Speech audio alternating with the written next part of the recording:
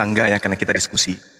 Gini, di dalam cerita Lukas ini, waspadalah supaya kamu jangan disesatkan. Ini jelas Yesus sedang face to face dengan muridnya. Oknumnya ada, Yesus tidak dalam ruangan tertutup bicara sendiri atau sedang menulis surat, tidak.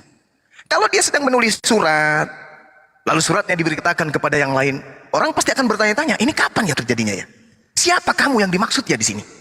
Tapi kan ini jelas, Yesus berbicara kepada muridnya sendiri di depannya yang nyata-nyata mengalami keadaan itu setelahnya. Pelakunya pun keciduk dengan sangat jelas dalam suratnya dia tuliskan. Galatia dia mengaku, di dalam Korintus dia mengaku, bahkan asistennya Lukas sendiri pun mengakui itu.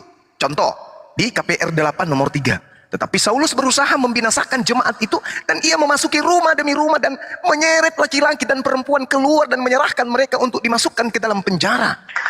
Kalau kita lihat Lukas 1, Lukas 21, apa yang dikatakan? Tetapi sebelum semua itu terjadi, sebelum penyesat ini datang menyamar, sebelumnya itu semua kamu akan ditangkap, kamu akan dianiaya, kamu akan diserahkan ke rumah-rumah ibadah dan penjara-penjara, dan kamu akan dihadapkan kepada raja-raja dan penguasa-penguasa oleh karena namaku.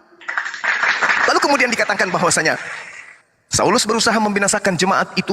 Jemaat yang mana ini yang dimaksud? Jemaat murid Yesus.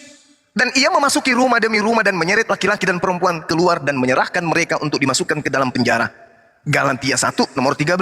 Sebab kamu telah mendengarkan tentang hidupku dahulu dalam agama Yahudi, tanpa batas aku menganiaya jemaat Tuhan dan berusaha membinasakannya.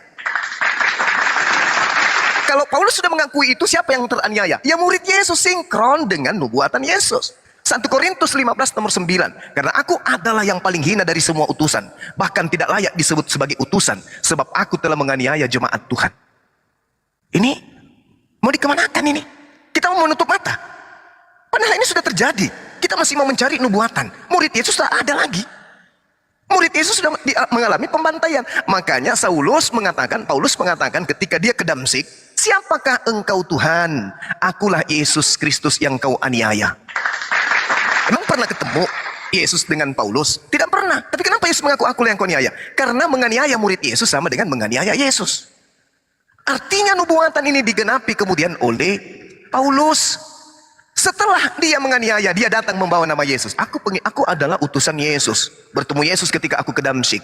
Apalagi Yesus itu adalah Tuhan. Ingat Pak, Bapak mengatakan tadi bahwa itulah dia kemudian mengajarkan bahwa Yesus itu adalah Tuhan, karena melihat daripada mujizat-mujizat membangkitkan orang mati, maka dia benar-benar adalah Tuhan. Nubuatan kemudian Ulangan 20 mengatakan, tetapi seorang nabi yang terlalu berani untuk mengucapkan demi namaku perkataan yang tidak pernah kuperintahkan untuk dikatakan olehnya, atau yang berkata demi Tuhan lain, coba, nabi itu harus mati.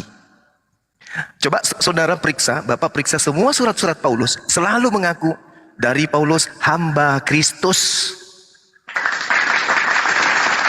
Dengan kata lain, Paulus mengaku menerima firman dari Tuhan bernama Yesus. Nubuatan 18:20, nabi itu harus mati karena dia berkata demi Tuhan lain. Ada Tuhan baru yang mereka buat bernama Yesus, di mana Bani Israel, rentetan nabi datang kepada mereka, rentetan kitab suci datang kepada mereka, tidak pernah mereka diperkenalkan Tuhan dalam bentuk manusia bernama Yesus. Itu bukti Pak, tergenapi dan sudah terbukti sampai hari ini. Silakan.